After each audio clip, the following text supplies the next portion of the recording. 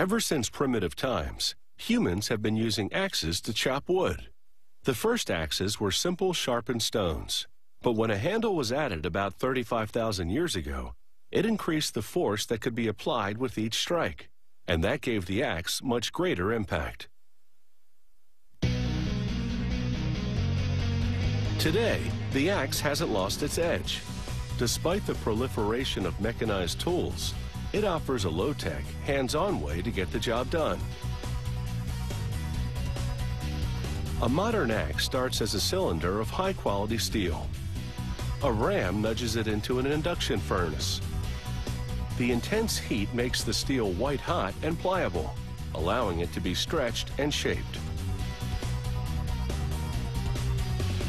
A powerful press then pounds the steel into a series of dies to further define the axe profile. A cutter head trims the edges. Operators now transfer the axe to another ram, which presses it into a die to straighten and level it. Then it's on to a revolving rack for a half hour to cool down and harden, just enough so they can be handled.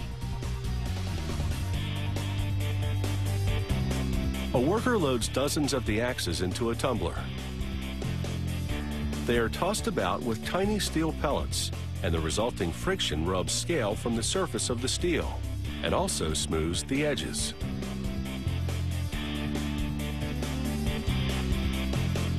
Then this worker presses the back of the axe head against a sanding belt to bevel the edges. He sands the sides of the axe head for a smooth finish. In just seconds, he sharpens both sides of the cutting edge. It takes well-honed skills to do this with such quick precision. He then polishes the neck of the axe against a narrower, finer grit sanding belt. And it's time for a dip in a special solution heated to 1500 degrees Fahrenheit. They then quench the red-hot steel in warm oil.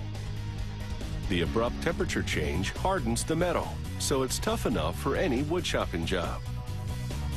At the next station, a worker assembles pre-punched leather and plastic rings to build the axe grip. She places the black and white plastic rings at each end of the leather pack to give the grip a customized look. The rings get progressively smaller as she tapers the grip to fit the throat of the axe handle. It takes about 36 of the leather rings and 6 plastic ones to make one grip.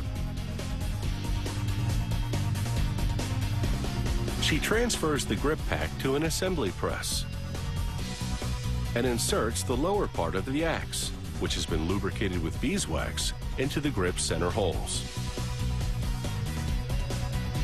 A hydraulic ram drives it through. The lubrication ensures this job doesn't hit any snags.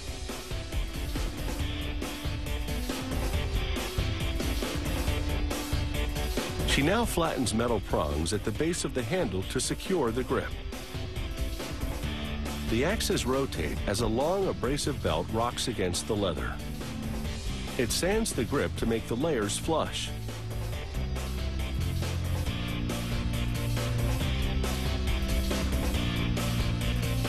A worker finishes off the job with a particularly aggressive sanding.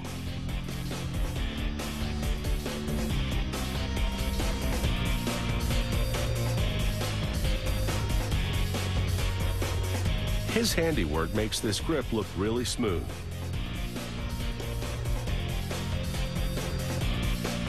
A dip in clear lacquer brings out the grain of the various pieces of leather, and they appear to merge into one.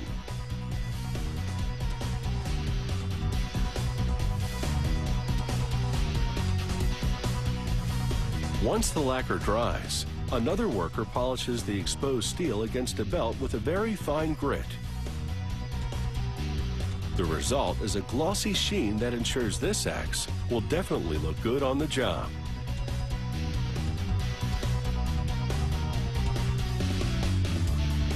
It takes about 2 days to make one of these axes, but they're designed to last a lifetime.